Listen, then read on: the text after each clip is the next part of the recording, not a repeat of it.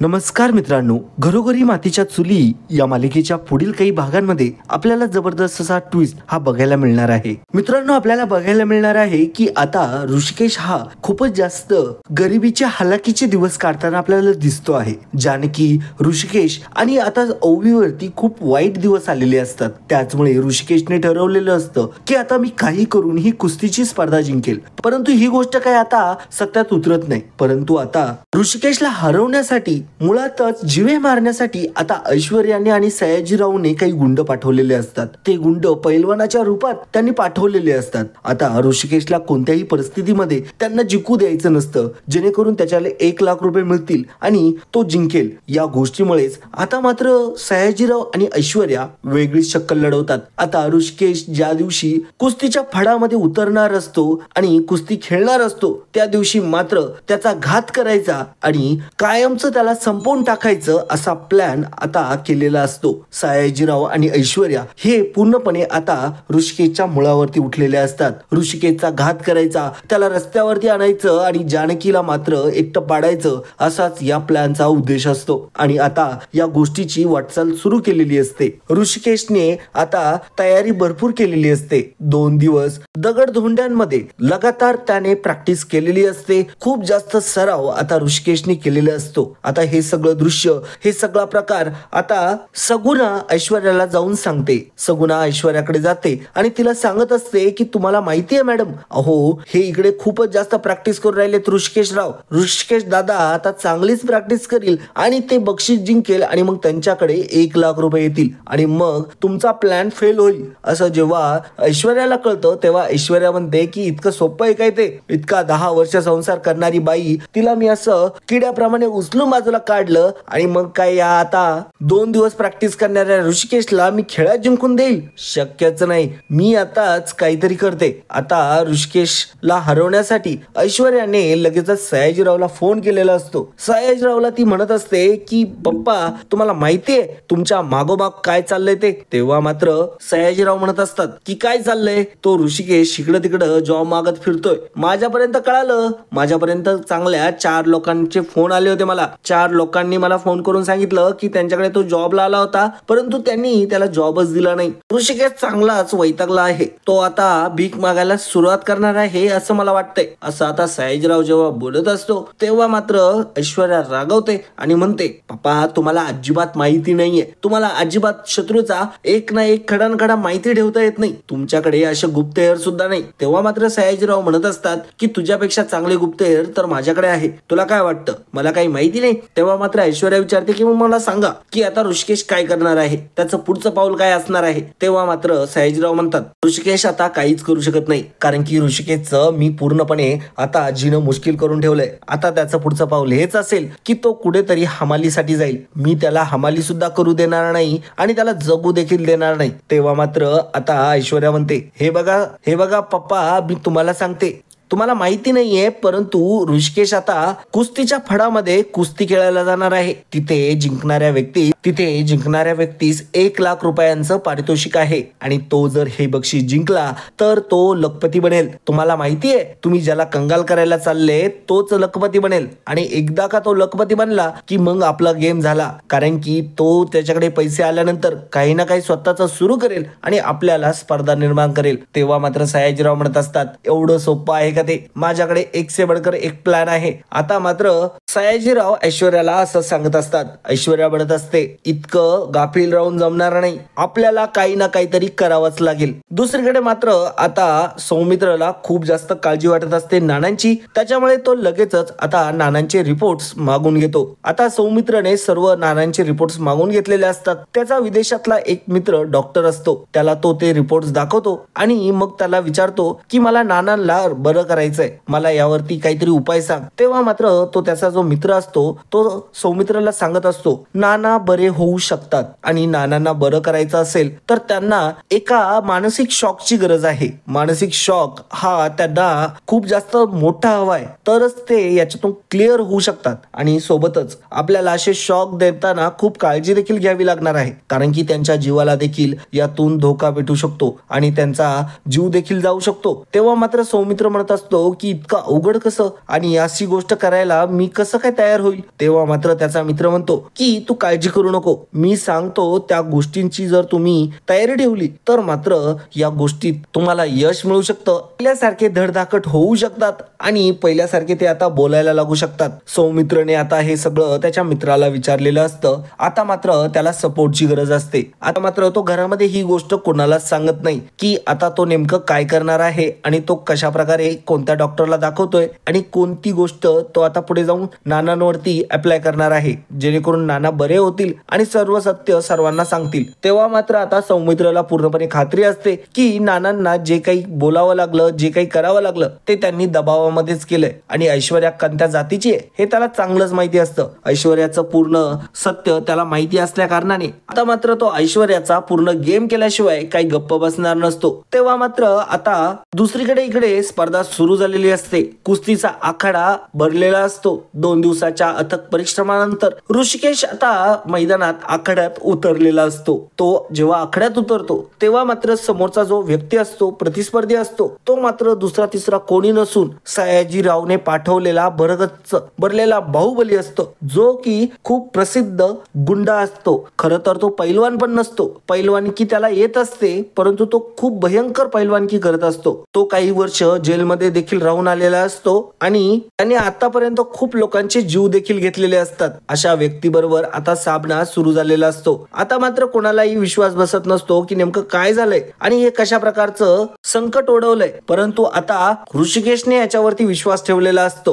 की तो ही स्पर्धा जिंकू शकतो. ऋषिकेश आता सामन्याला सुरुवात करतो आणि त्या सामन्यामध्ये तो समोर असलेला बाहुबली त्याला सुद्धा तो आता हरवायला सुरुवात करतो. परंतु काही वेळानंतर ऋषिकेश सुद्धा खूप मार खातो. त्याच्या तोंडातून आता रक्त यायला लागतं. परंतु तरी देखील ऋषिकेश आता मागे हटत नाही. ऋषिकेश पुन्हा त्याच्याशी लढायला सुरुवात करतो. आता मात्र ऋषिकेशला चक्कर आलेली असते. ऋषिकेश पूर्णपणे मातीशी चिकटलेला असतो. त्याला आता उठायला सुद्धा वासना राहिलेली नसते. मातीतून धूळ उडत असते आणि तो आता पूर्णपणे मातीशी चिकटलेला असतो. पूर्णपणे धारातीर्थी पडलेला आता हा ऋषिकेश कसा लढणार त्या व्यक्तीशी असा प्रश्न आता सर्वांना पडलेला असतो. तेवढ्यातच समोरून जानकी येते. जानकी हाक मारते ऋषिकेश असं म्हटल्यानंतर ऋषिकेशच्या जीवात पुन्हा जीव येतो. अंगात प्राण येतात, अंगात शक्ती येते. सोबतच ओवी देखील आलेली असते. ओवी सुद्धा म्हणते बाबा तुम्ही लढू शकता, बाबा तुम्ही करू शकता. असं जेव्हा आता ओवीला बघून, ओवीचा आवाज ऐकून ऋषिकेशच्या अंगात प्राण येतात. ऋषिकेश आता डबल पॉवरफुल होतो आणि त्या व्यक्तीला चांगलाच धडा शिकवतो, चांगलाच फटकून काढतो आणि चांगलीच कुस्तीमध्ये तो आता अव्वल ठरलेला असतो आणि त्याला आता हरवलेलं देखील असतं. आता मात्र ऋषिकेश जिंकलेला असतो स्पर्धा. तरी देखील आता मात्र सयाजीरावला चांगलीच वळवळ व्हायला लागलेली असते. दुसरीकडे इकडे सौमित्रने प्लॅन आखलेला असतो. प्लॅनच्या प्रमाणे आता त्याने सर्व काही केलेलं असतं. त्याला आता नानांना धक्का द्यायचा असतो. त्याच्या मित्राने सांगितलेलं असतं पहिल्यांदा छोट्या धक्क्यांपासून सुरुवात करायची. हळूहळू गोष्टींच्या स्वरूपात नानांना सगळ्या गोष्टी सांगायला सुरुवात करायची जेणेकरून नाना काहीतरी सांगायच्या तळमळीने प्रयत्न करतील आणि नाना बोलू लागतील. असं करत असतानाच आता तो नानांकडे गेलेला असतो. सौमित्र नानांना सांगायला सुरुवात करतो, नाना तुम्हाला माहिती नाहीये घरामध्ये काय काय झालंय. अहो घरामध्ये खूप थैमान मांडलंय. आपल्या घरामध्ये राक्षसी प्रवृत्तीच्या बाईचा प्रवेश झालाय. खरं म्हणजे त्या बाईच्या प्रवेशानंतर आपल्या घराचं वाटोळच झालं. मी त्यावेळेस या सगळ्याला विरोध करत होतो. माझा या सगळ्याला विरोध होता तरी देखील माझं कोणी ऐकलं नाही. तेव्हा मात्र नाना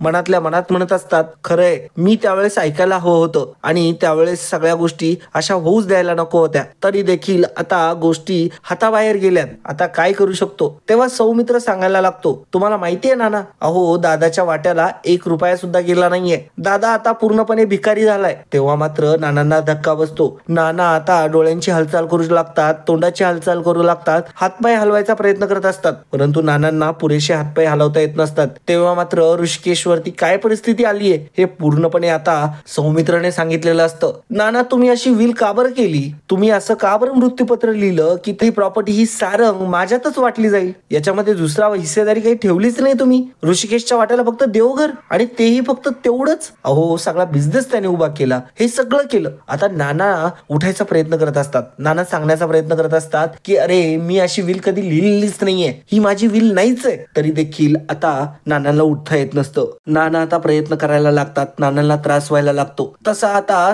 सौमित्र आणखीन मोठे धक्के द्यायला सुरुवात करतो. सौमित्र हळूहळू आता सांगायला सुरुवात करतो नानांना, नाना हो आपल्या ऋषिकेश दादावरती खूप वाईट दिवस आणले हो या व्यक्तींनी. अहो त्या सयाजीरावने इतके हाल केले दादाचे, दादाला कुस्तीमध्ये देखील आता हरवण्यात येतंय. त्याच्यासाठी आता त्याला मारण्याचा डाव रचला गेलाय. आता तो कुस्तीमध्ये लढतोय, परंतु त्याच्या समोर एक राक्षस आहे. तो कुस्तीतला पैलवान नाहीये. त्याला आता दगा दिला जाणार आहे आणि त्याचा जीव घेतला जाणार आहे. नाना आता प्रचंड घाबरलेले असतात. आता सौमित्र सांगतो, अहो जानकी वहिनीवरती किती किती आरोप झालेत माहितीये तुम्हाला. तुम्ही बोट उचललं इतका सोप्या पद्धतीने हो, परंतु त्या जानकी वहिनीचा तिकडे जीव गेलाय. सौमित्र म्हणत असतो, नाना मला नाही माहिती हो तुम्ही हे का बरं केलं. नाही माहिती, खरंच नाही माहिती. मला नक्कीच एवढं तर माहिती आहे की तुम्ही कोणत्या तरी दबावाखाली हे सगळं केलंय. परंतु तुम्हाला खरं सांगू, परंतु आज जानकी वहिनी आणि ऋषिकेश दादावरती इतके वाईट दिवस आलेत ना, त्याला जबाबदार आपणच आहोत. आणि मला खरंच खूप वाईट वाटतंय की जानकी वहिनी आणि ऋषिकेश दादावरती एवढे कष्ट करून, एवढी मेहनत करून, रणदिव्यांचं नाव, रणदिव्यांचा ब्रँड एवढा फेमस करून आज ही वेळ आली आहे त्यांच्यावरती. आज एवढी वेळ आली आहे त्यांच्यावरती की ऋषिकेश दादाला आता अशा कुस्तीमध्ये उतरावं लागतंय. अहो त्याला जॉब देखील मिळून दिला नाही या ऐश्वर्या आणि सयाजीरावने. अहो तो जेव्हा जॉब मागायला गेला होता तेव्हा त्याला भिकारड्याप्रमाणे वागणूक मिळाली हो. कारण की फक्त इतकंच की सगळ्या गावात, सगळ्या तालुक्यात एकच अफवा पसरवली गेलीये, ती म्हणजे तुम्हाला ढकलून देण्यामागं त्यांना प्रॉपर्टी मिळवण्याचा मोह होता आणि म्हणूनच जानकी वहिनीने तुम्हाला ढकलून दिले अशी सगळीकडे अफवा पसरवली. तसंच त्या सयाजीरावने सर्वांना धमकून सुद्धा ठेवलंय की जर ऋषिकेशला जॉब दिला तर माझ्या इतकं वाईट नाही. बघा किती वाईट प्रकार चालू झालेला आहे आता सगळीकडे. ऋषिकेश दादाला घर तर सोडावं लागलं, सगळं शहर सुद्धा सोडावं लागलं, सगळ्या गोष्टी देखील झाल्या, तरी देखील आता मात्र ऋषिकेश दादाच्या जीवावरती बेतले. नाना तुम्हाला उठावं लागेल, तुम्हाला आता सर्व काही सांगावं लागेल. नाना आता उठण्याचा प्रयत्न करू लागतात. आता मात्र सौमित्रने मुद्दामच सर्वांना बोलून घेतलेलं असतं. आता मात्र ऐश्वर्या त्यावेळेस नेमकी घरात नसते, ऐश्वर्या बरोबर बाहेर गेलीये. या गोष्टीचा फायदा साधत सौमित्रने हा प्लॅन रचलेला असतो. घरामध्ये सारंग असतो, सुमित्रा असते आणि बाकीचे देखील सगळे असतात, आजी देखील असते आणि सर्वजण आता तिथे जमलेले असतात. आता सौमित्रला माहिती झालेलं असतं की आता नाना लवकरच बेडवरून उठणार आहे आणि सर्व काही सत्य सांगणार आहे.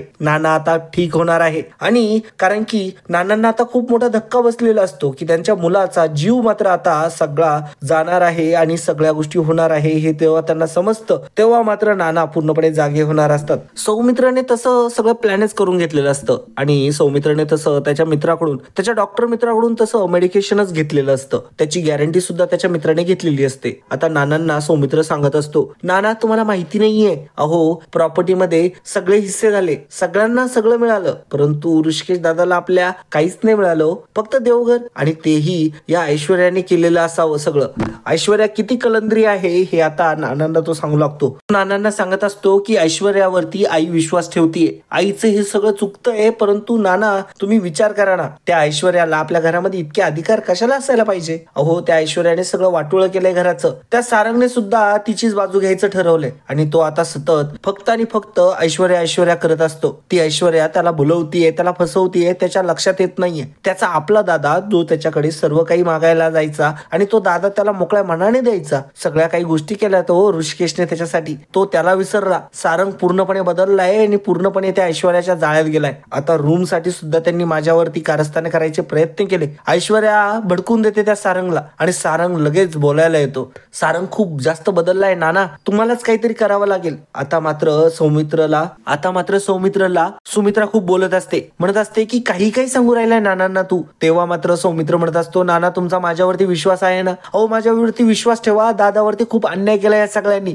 सुमित्राला सुद्धा म्हणत असतो तो. तेव्हा सुमित्रा सुद्धा आता घाबरून जाते, म्हणत असते की नानांनीच बोट केलं होतं, मी काय केलं, जे काही झालं ते परिस्थितीनुसार झाले, त्याच्यामध्ये माझा काही दोष नाही. तेव्हा मात्र आता नाना थोडेफार हलायला लागतात. तेव्हा मात्र सौमित्र म्हणतो की हा सगळा दोष आईचा आहे, आईमुळे या सगळ्या गोष्टी झाल्या, तिला एवढा घरामध्ये अधिकार मिळाला, तिने हे सगळं काही केलं हे आईने दिलेलं आहे सगळं तिला. आईने स्वतःच्या सुनेवरती विश्वास ठेवला नाही, जिने 10 वर्षे तिची सेवा केली, 10 वर्ष हिच्यासाठी सगळं काही केलं, तिला विसरली. तेव्हा मात्र सुमित्रा म्हणत असते मी नाही केलं, हे नानांनी केलंय. नानांनीच तिच्याकडे बोट केलं आणि नानांनीच सांगितलं की कोणी जिन्यावरून खाली ढकललं ते. आणि मग मी कोणावरती विश्वास ठेवायचा आहे? माझा नाही बाबा कोणावरती विश्वास, माझा फक्त नानांवरती विश्वास आहे. तेव्हा नाना खडक्यान जागे होतात, बेडवरून उठतात आणि म्हणतात की सुमित्रा गप्प बस, तू मूर्ख आहेस, तू मूर्ख स्त्री आहेस तू. माझी पार्वती बरी होती तुझ्यापेक्षा, तिला तरी अक्कल होती, तिला तरी कळत होत्या गोष्टी. अगं तू किती मोठं महापाप करून ठेवलंय.